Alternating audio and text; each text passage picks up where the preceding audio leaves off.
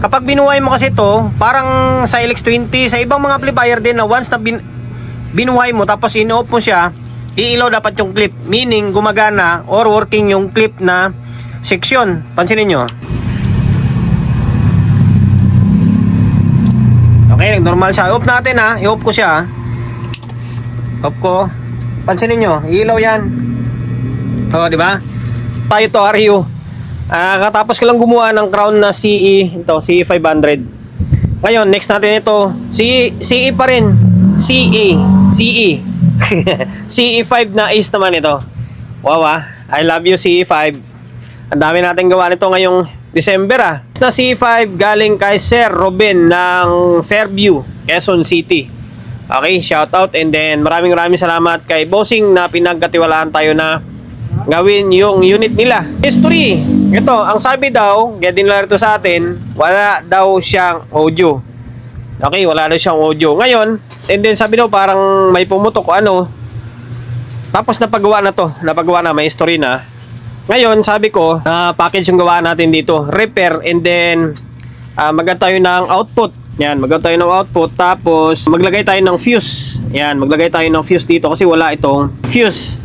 Ngayon, yung sabi niya na walang audio or may anuman, wala naman tayong makitang pumutok o anuman. Sinisilip-silip ko nga eh. Parang wala naman, thermistor, buo naman. Ngayon, nung tinisting ko, working naman siya. Good condition naman or may audio naman. Ngayon, pakita ko na lang sa inyo Okay? Napansinin nyo. Okay, nag-relay yung soft start. Nag-relay rin naman yung amplifier niya, yung speaker protect, dalawa. Ngayon, may nakakabit na speaker. Okay, nilagyan ko ng speaker. Minsan kasi yan, mga switch lang may problema eh. Ngayon, play natin tong laptop natin. Okay, naka-play na siya. Channel 1. Try natin.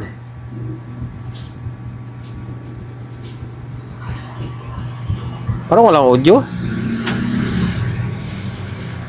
Oo nga no. Ano ginart dito?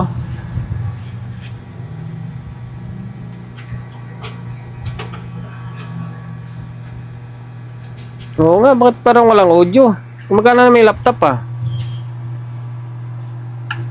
Baka switch sa may problema nito. Ayun, meron na.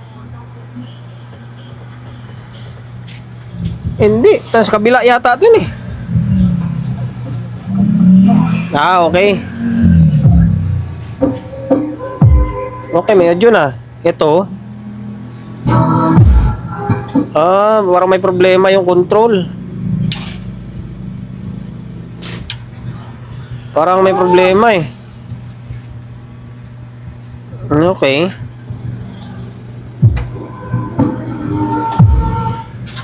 Umiilaw agad may umiinit. Parang may umiinit dito Itong channel 1. Okay, umiinit nga dito. Natin ulit.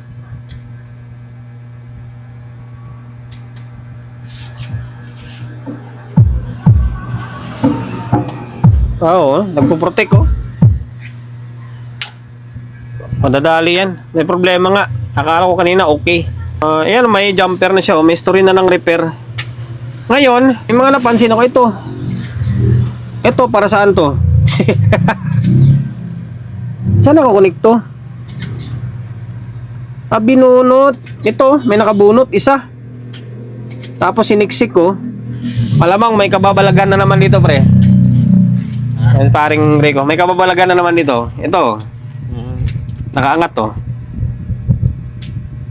Try natin balik to Natin kung anong mangyari pag binalik natin to. Okay. Tingin ko meron talaga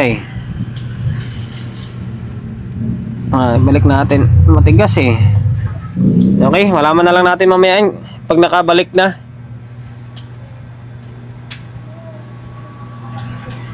Problema talaga. Wala naman siyang audio. Okay, sige, troubleshoot natin. Tapos umiinit to. Ito Mataas yung bias. Ito, hindi gaano, pakiramdaman mo ito.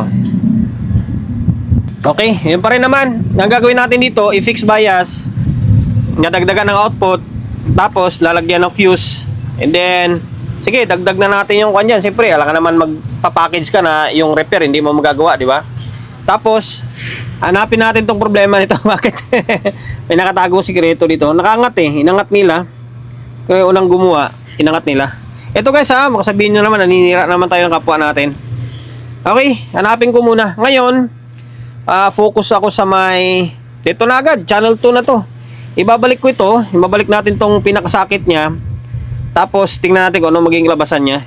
Natanggal ko na yung channel 2. And then yung gawing sakit na binunot ay nasa flip side. Flip side, o yan o. Flip, pangalawa sa may taas. Okay. Baka siguro nagki-clip to, binunot siguro. Tingnan natin kung ano maging labasan nito. Linya ito. Ay hindi, nabakbak lang yung kanya, pintura sa may cladding.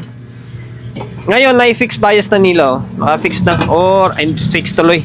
Pinalitan yung trimmer. Yan, yung dilaw na trimmer, pinalitan nila. Ang gagawin natin dito, katirin natin to, tapos mag-fix bias tayo. Okay? Yan, mag-fix bias tayo. Kasi nilagyan nila, oh. Okay na naman yan. Dati nagpapalit naman ako ng trimmer ng trimmer na 301. 301 din nilalagay ko. Kaso lang, nasisira pa rin eh. Kaya ginagawa ko, pinipix bias ko na lang. Okay, i-fix natin to. Meron naman tayong value na nakalista na eh. Tanggalin natin to. Ayan, binalik ko na yung nakabunot doon. Tingnan natin mamaya kung ano magiging klabasan niya. Okay? Kinalas ko na sana yung trimmer. Ito. Sayang, bago pa yung trimmer nyo. Ayan, ito siya oh. Ang nalagay 501, 500. Tama, 500 ohms to. Magandang klase rin na trimmer to eh. Although, siyempre, pipix natin yung kabila. Di, sabay rin dito. Ngayon, 200 ohms to. Red, pula, itim, kayo manggi. Pula, itim, kayo manggi. Ayan, 200 ohms. Tapos dito, nag-jump tayo ng wire kasi parang napupudpud na oh. Parang napupudpud na yung linya. Kaya naglagay tayo ng wire na lang diretso dito. Okay, para sigurado na. Ngayon, try ko muna ibalik to. Ibalik natin to. Tapos tingnan natin kung ano magiging kalabasan sa bias. Compare natin sa may kabila. Tapos tingnan natin kung ano mangyari kasi binalik natin yung sa may clip nya. Okay, bago ko pala ibalik ito sa may casing or iti-testing, nagdagdag muna ako ng output. Ano yun? Ito. Maganda pala yung mga bagong labas. Hindi ko alam kung bagong labas ito na CE5. Pero meron na siyang bloke na nakabang. Yung ibang mga is na CE5 na gawa ko, merong kulang eh. Maglalagay ka pa talaga ng extra na bloke para sa may meter niya. Ito kompleto na. Oh, output na lang talaga idadagdag mo. Ayan, itong malapad yung washer, yun yung dinagdag natin. C5200 and then A1943 yan. Okay? Huwag nyo kalimutan maglagay ng sapin ha. Mamaya makalimutan nyo maglagay ng sapin. Yung sapin yan, Meka insulator. Yan, wala na kayong idadagdag. Meron na rin sa may base nyo. May 10 ohms na rin. Okay, kompleto na. Yan, output na lang idadagdag mo. Ngayon, balik natin to. Natin kung ano yung magiging kalabasan. Mamaya na lang tayo magdagdag ng fuse nya. Sabay-sabay na lang natin. Okay, o yan, naibalik na. Tapos ano na yung next? Balik natin tong thermal paste natin. Okay, ngayon switch on natin.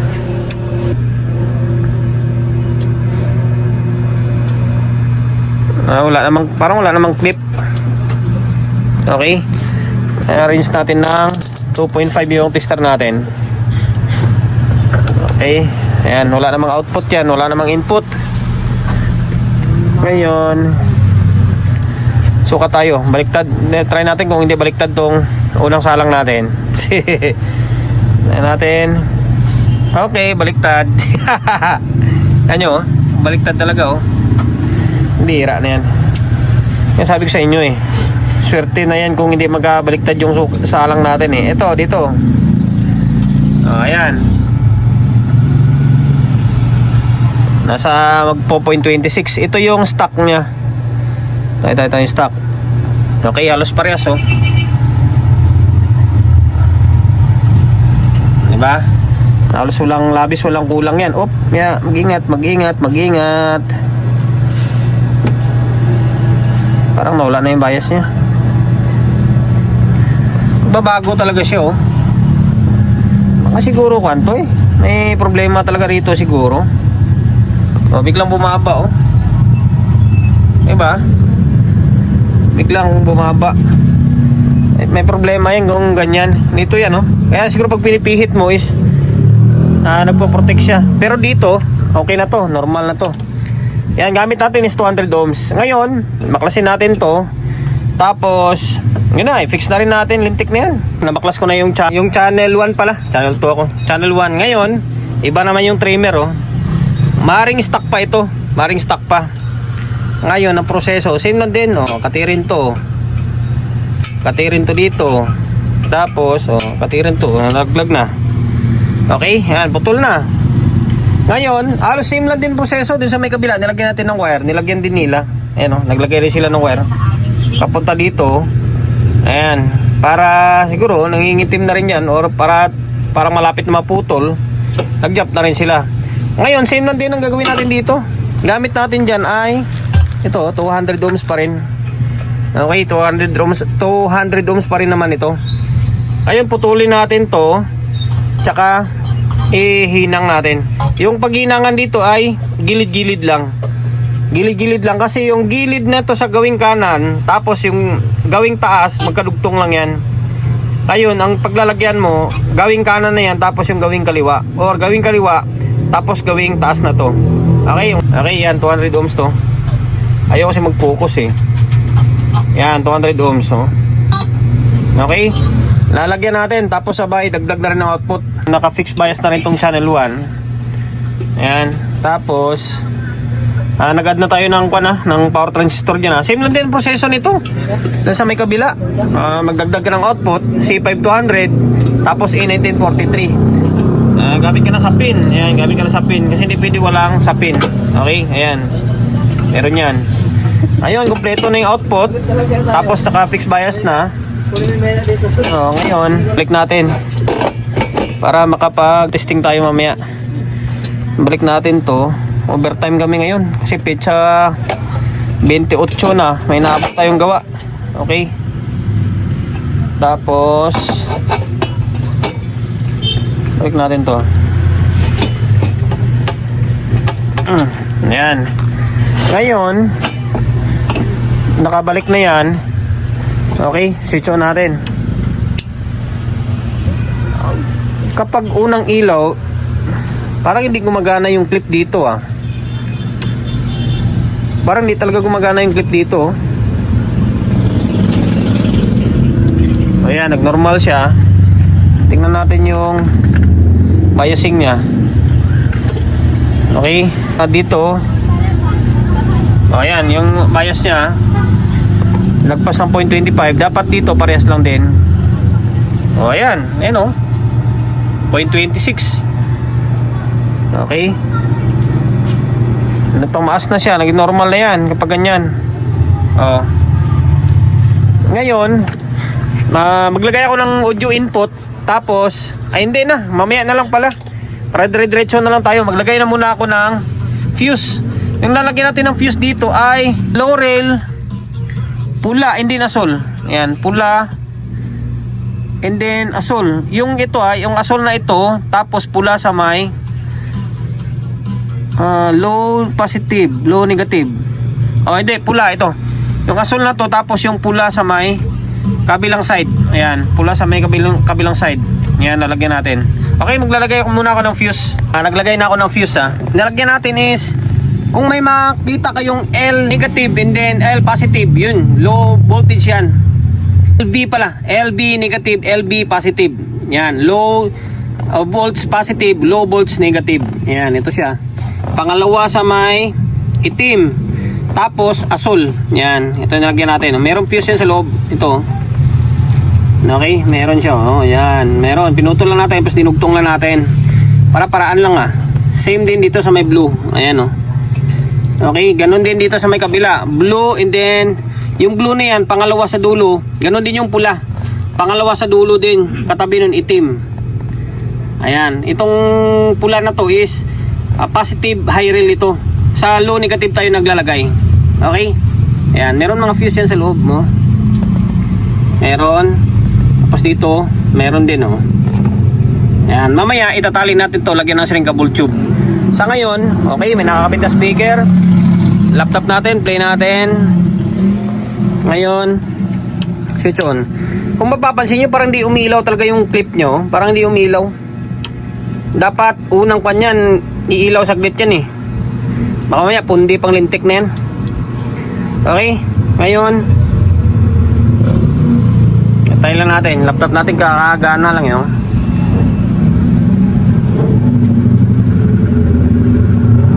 Okay. Tagal lang introduction nung ka natin ng laptop. O, yan na. Meron na. Okay.